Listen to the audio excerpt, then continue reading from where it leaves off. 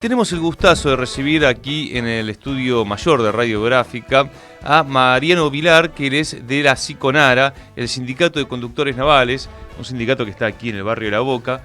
¿Cómo te va, Mariano? Gracias por venir. Gracias a ustedes, Lucas, por invitarme. Bueno, ayer fue el Día de la Soberanía Nacional y ustedes tienen mucho que ver justamente como gremio en la discusión de la soberanía. Siempre nos gusta recordar a a Manuel Belgrano. Mariano Moreno también lo pensaba en su plan de operaciones, pero sobre todo Belgrano planteaba que sin flota mercante no podemos pensar en la soberanía de un país, y es algo que hemos perdido. No solamente en la Argentina, teníamos Elma, por ejemplo, una empresa del Estado, sino que se ha perdido de la discusión política, ¿no? Un país que en su mayoría el territorio es marítimo y que hemos dejado de tener barcos con nuestra bandera. Sí, casi 7.000 kilómetros de litoral marítimo y fluvial, desde la punta norte hasta el extremo sur, casi 7.000 kilómetros de litoral marítimo y buques mercantes de bandera nacional haciendo cabotaje, muy poquitos, 16, hoy en su mayoría petroleros. Después hay por supuesto remolcadores de puerto, pero comprometidos en el cabotaje, transportando nuestra mercadería, solamente 16 barcos. Y como vos decías recién, Belgrano, hay una frase célebre, ¿no?, que dice: toda nación que deja hacer una navegación que podría hacer por ella misma, compromete gravemente su soberanía y perjudica a sus habitantes. Veníamos charlando con Ley en la previa, cómo ha cambiado, bueno, cómo el sistema capitalista tiende a la concentración, al monopolio, y han cambiado los tiempos. Por ejemplo, es conocida esa entrevista que le hacen a Perón en los 70, donde él cuenta cómo la Argentina se hizo de barcos para exportar la carne, y la discusión con los ingleses, ¿no? Donde Perón decía: nosotros tenemos la carne, ellos tienen las ganas de comer carne. Las ganas de comer. Entonces ahí vamos a negociar el precio internacional. Pero la Argentina tenía barcos propios que construyó con el peronismo para exportar la carne. ¿Eso hoy es posible?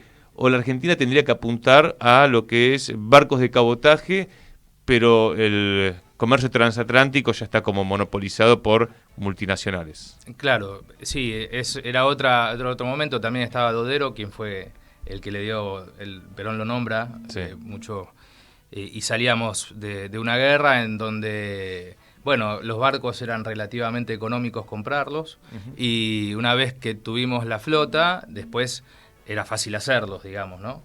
Y ahí es donde se fortaleció toda la industria naval.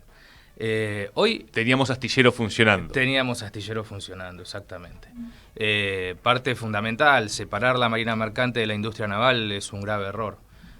No hay una sin la otra, así como no hay empresas sin trabajadores, no hay marina mercante sin industria naval, están íntimamente ligados.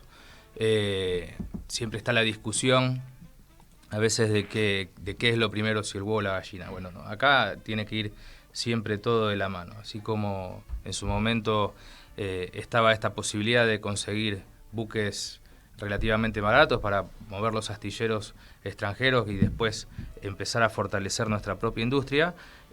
Hoy el mercado está más globalizado, es otro mundo, pero también hay una necesidad soberana de tener tu flota mercante, ¿no? Claro. De poder transportar tu mercadería, así como en la pandemia tuvimos nuestras aerolíneas argentinas que fue a buscar las vacunas cuando las necesitábamos.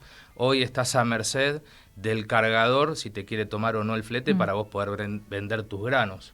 Esa reserva de carga que hoy tenemos no debiera estar en peligro. Algo que siempre me impresionó, que charlamos con los compañeros de Astillero Río Santiago, el costo logístico, ¿no? Entonces decían, un camión de yerba que va de Misiones a Tierra del Fuego sale lo mismo que un barco que va del río Paraná a China. Y yo decía, estos son los ejemplos que hay que dar como para dar cuenta de por qué no sale el barco con yerba y lleva la yerba, ¿no? Sí. A todos los puertos, por ejemplo hasta la Patagonia. Porque cuando uno ordena logísticamente el país, ordena también los costos. Exactamente. Hoy lamentablemente no hay una matriz logística que permita plantear lo que vos estás diciendo. Sería lo lógico en un país con vías navegables como las que tenemos nosotros. Lamentablemente hoy también se da una situación particular en donde el calado, ¿no?, de todo esto que estamos viviendo con el efecto del invernadero, el cambio del clima, ha provocado bajantes muy pronunciadas en el río Paraná, sobre todo de Paraná hacia el norte, y la falta de previsión logística, porque de última, si hay poca agua, bueno, habría que dragar, como pasa en el riacho Barranqueras, que incluso con una altura de agua normal a veces se dificulta la navegabilidad por falta de visión logística, de visión estratégica y de, por ejemplo, un ejemplo contundente tiene que ver con el riacho Barranquera y la posibilidad de llevar nafta. Cada vez que tiene que entrar una barcaza con nafta, no lo pueden hacer, tienen que tener un remolcador de menor calado para poder ingresar la barcaza. Hoy no está operable por una cuestión de la bajante del río, porque no está dragado. Así que... Todo esto que estás contando, a ver, cuando se discutió en el gobierno anterior la red troncal fluvial del río Paraná, bueno, mal llamada hidrovía, había también todo un debate con universidades, con especialistas, donde se discutía también el trazado, digamos, cuál iba a ser...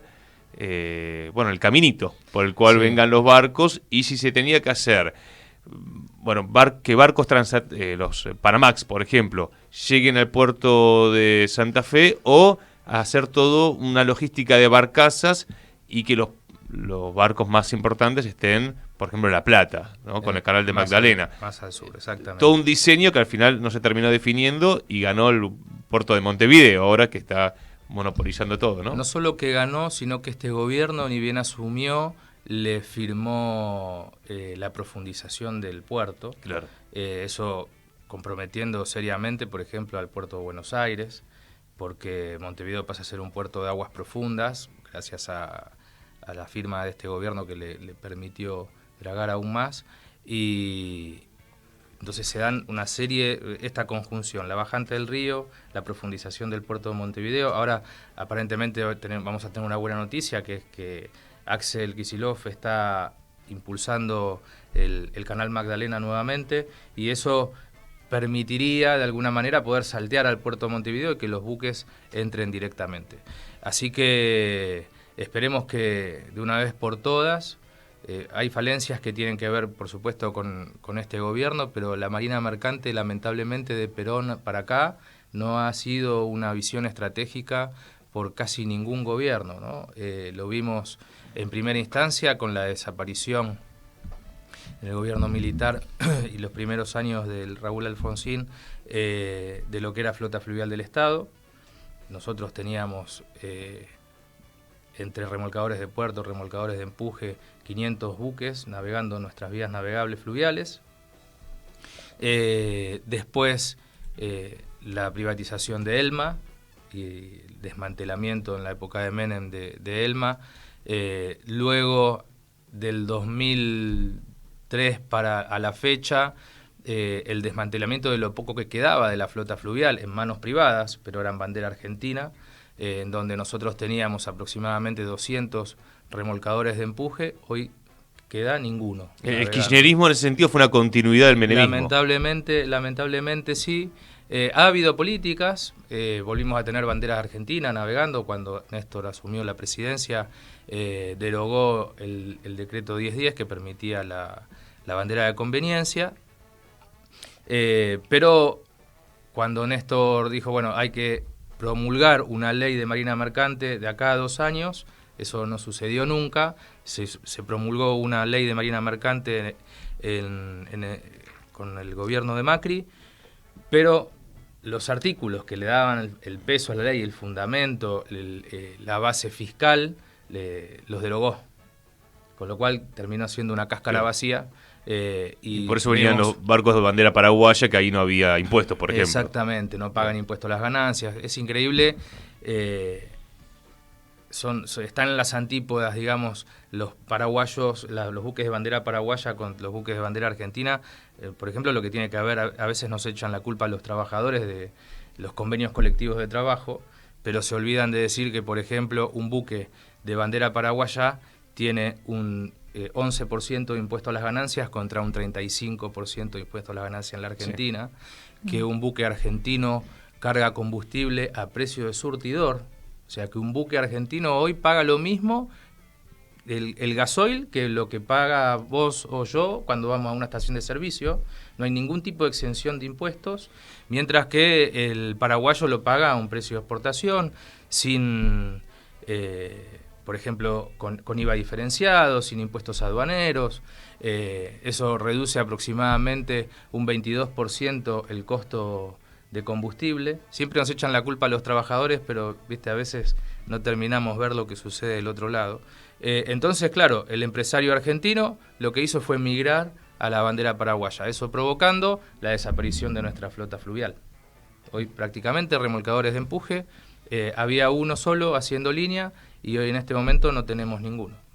Mariano, ¿están las capacidades en Argentina para poder impulsar una marina mercante propia? Ahora, en este contexto es difícil no pensarlo, pero a futuro, ¿pensás que se puede volver a una ley? Vos hablabas recién la del macrismo, una ley que sea eficiente y que apunte al sector a promover, ¿no?, este sector tan clave, estratégico. Sí, claro, nosotros tenemos todo el conocimiento, el know-how, ¿no?, como les gusta decir a algunos, el conocimiento, las capacidades. Hace falta el Estado, entonces. Hace falta el Estado. Nosotros estamos trabajando con Marcela Paso en un proyecto de ley. También el diputado fallecido, que era presidente de la Comisión de Intereses Marítimos, Stefani, tenía un proyecto propio, que nosotros no estábamos de acuerdo con ese proyecto, pero bueno, en definitiva, pongamos sobre la mesa y discutamos, claro, ¿no? Sí. ¿Qué es lo mejor para la Argentina? Hoy se están cambiando las autoridades de la Comisión de Intereses Marítimos, pero hay proyectos, hay ideas, hay ganas,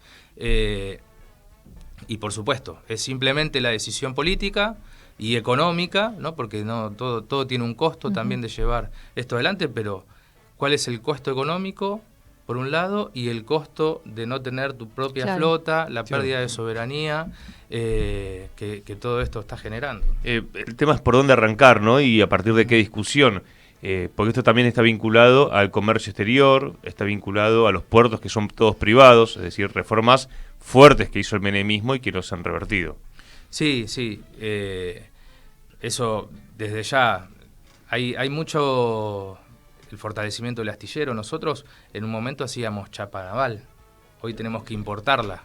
Entonces estamos en un barrio portuario. La Boca es un barrio portuario que supo tener astilleros. Bueno, por algo los sindicatos están todos acá, los marítimos, pero la idea es que no sea solamente el recuerdo.